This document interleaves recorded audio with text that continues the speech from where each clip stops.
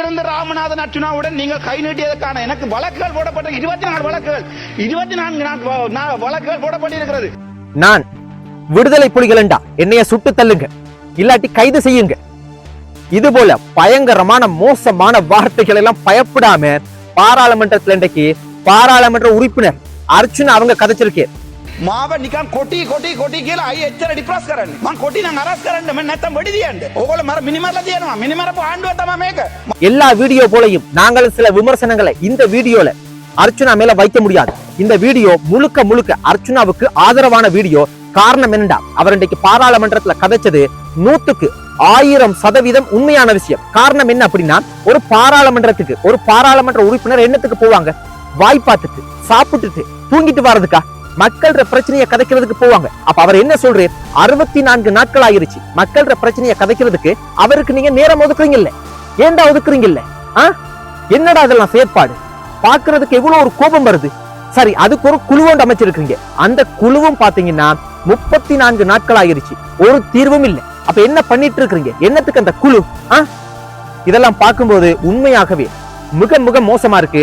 அதனாலதான் வைத்தியர் அர்ச்சுனா அவங்க துணிச்சலா பயப்படாம இன்றைக்கு சொல்லிருக்கேன், அனுரவினுடைய அரசாங்கத்துக்கு நான் மனசார ஆதரவு கொடுத்தனான், மனசார இனிமே ஆதரவு இல்லை, எதிர்கட்சி போலதான் நான் நிற்பேன் அப்படின்ற மாதிரி பயங்கரமான விஷயங்களை எல்லாம் கதைச்சிருக்கிறேன். இன்னொரு முக்கியமான விஷயம் என்ன அப்படின்னா, இந்த வாகனத்துல பாராளுமன்ற உறுப்பினர் எம்பி வாகனத்துல பாராளுமன்றத்துக்கு போகும்போது இந்த டிராபிக் போலீஸ் நுப்பாட்டுறாங்க.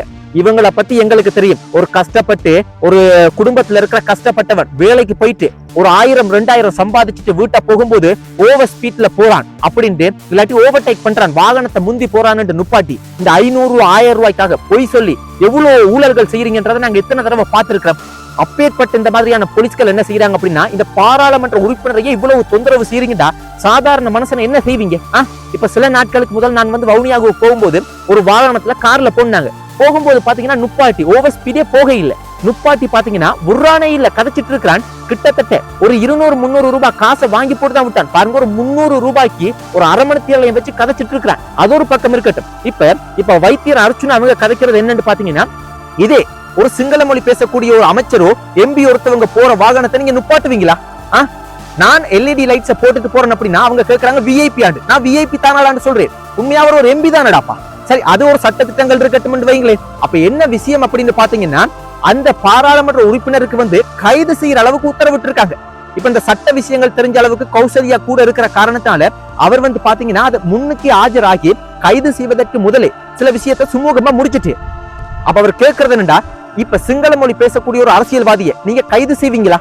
இப்ப நான் கேட்கிறேன், கோத்தாபாய ராஜபக்ச அவங்கள நீங்க சிஐடிக்கு விசாரிக்கிறதுக்கு அழைச்சிங்க, கைது செய்தீங்களா? மஹிந்த ராஜபக்ச அவங்கள அழைச்சிங்க, கைது செய்தீங்களா? நாமல் ராஜபக்ச அவங்கள கைது, அதாவது சிஐடிக்கு கூப்பிட்டீங்க, விசாரிச்சீங்க, கைது செய்தீங்களா? இல்லதானே? ஏன் குற்றச்சாட்டுகள் உங்களுக்கு போதாதா? ஆதாரங்கள் போதாதா? நீங்க தான் ஜனாதிபதி ஆகிறதுக்கு முதல் என்ன சொன்னீங்க? இந்த பாம் பிளாஸ்ட் பண்ணதுக்கு சம்மந்தப்பட்டிருக்காங்க. அதே மாதிரி பாத்தீங்கன்னா நீதி நேர்மையாக நாங்க நடந்து கொள்வோம், மக்களுக்கு நாங்க இதெல்லாம் சுட்டி காட்டுவோம், இதெல்லாம் முன்னிலைக்கு தண்டனையை பெற்றுக் கொடுப்போம். அதே மாதிரி ஊழல்கள்ல மஹிந்த ராஜபக்சவோட குடும்பமே ஊழல்கள்ல ஈடுபட்டு இருக்காங்க, நாங்க தண்டனையை பெற்றுக் கொடுப்போம். எவ்வளவு விஷயங்களை வாய் வலிக்கு கதைச்சு கொண்டிருந்தீங்க. ஆனா இன்றைக்கு அதிகாரத்துக்கு ஆட்சிக்கு வந்ததுக்கு பிற்பாடு என்ன நடந்திருக்கு? அப்ப அவர் கதைக்கிறதுல என்ன தப்பு இருக்கு? சிங்கள மொழி பேசக்கூடிய அரசியல்வாதிக்கு ஒரு சட்டம், தமிழ் மொழி பேசக்கூடிய அரசியல்வாதிக்கு இன்னொரு சட்டமா? நாங்களும் அதை தான் கேட்கிறோம்.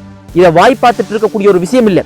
மற்றைய பாராளுமன்ற தமிழ் மொழி பேசக்கூடிய பாராளுமன்ற உறுப்பினர்களும் இதுக்கு குரல் கொடுக்கணும். ஏனென்றா இன்றைக்கு இவருக்கு நடக்குது, நாளைக்கு உங்களுக்கு நடக்கும்.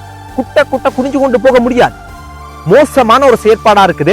உண்மையாகவே இன்னொரு விஷயம் பாத்தீங்கன்னா, இவ்வளவு ஒரு மோசமான விஷயங்களை கதைச்சாலும் முஸ்பாத்தியும் அவர் பண்ணி இருக்கார். நேற்று ஒரு வீடியோ பார்க்கும்போது நேரம் போனதே தெரிய மாட்டேங்குது. கௌசல்யாவுக்கு வாகனம் ஓட்டுறதுக்கு பழக்கி கொடுத்துட்டு இருக்கேன். அதெல்லாம் பார்க்கக்குள்ள கடும் முஸ்பாத்தியா இருக்கு. ஆனா சில விஷயங்கள் நான் இந்த வீடியோல அதை பத்தி கதைக்க விருப்பப்படல. சில வார்த்தை பிரயோகங்கள், சில விஷயங்கள் எல்லாம் பாத்தீங்கன்னா திருத்திக் கொள்ளணும் வைத்தியர் அர்ச்சுனா அவங்க. அதை நான் இந்த வீடியோல கதைச்சு குழப்ப விருப்பப்பட இல்லை. அதை நான் வேற வீடியோல கதைக்கிறேன். ஆனா இந்த விஷயம் 100% வைத்தியர் அர்ச்சுனா அவங்க கதைச்சது சரியானது அப்படின்னு நாங்க நினைக்கிறோம். பாக்குற நீங்க என்ன அப்படின்றத சொல்லுங்க. இன்னொரு விஷயம் என்னன்னு பாத்தீங்கன்னா, இந்த அமைச்சர் ஒருத்தர் இன்றைக்கு சொல்றேன், இந்த தேங்காய் தட்டுப்பாடுக்கு தீர்வு என்ன தெரியுமா? நாங்க சமைக்கிறதுக்கு தேங்காய் பால் விட தேவையில்லை, சம்பல் செய்ய தேவையில்லை, சிக்கனமாக பயன்படுத்துவோம்.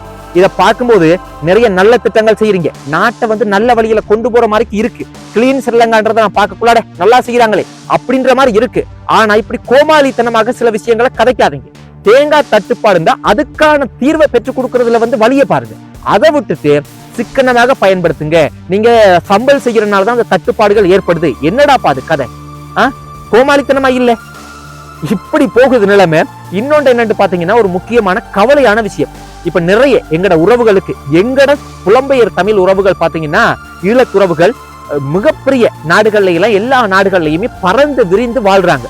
அப்பேற்பட்ட ஒரு உறவு பாத்தீங்கன்னா, யாழ்ப்பாணத்தை சேர்ந்த நீர்வழியை சேர்ந்த 40 வயதான அண்ணா ஒருத்தவங்களும் அவங்களோட மகளும் பாத்தீங்கன்னா கனடால ஒரு வாகன சாலை விபத்துல வந்து உயிரிழந்துட்டாங்க. அது எப்படி நடந்திருக்கு அப்படின்னு பாத்தீங்கன்னா, அவங்க வந்து வாகனத்துல போகும்போது நெடுஞ்சாலையில ஒரு வாகனத்தோட மோதுப்பட்டு விபத்துக்குள்ளாயிருச்சு. அப்ப அவங்க இறந்து போகையில காயம் ஏற்பட்டிருக்கு. அப்ப அந்த தந்தை என்ன செய்திருக்காங்கன்னா, மகளை 3 வயது மகளை தூக்கி கொண்டு ஒரு பாதையில வந்து இன்னொரு பாதையை கடந்து போயிருக்கு.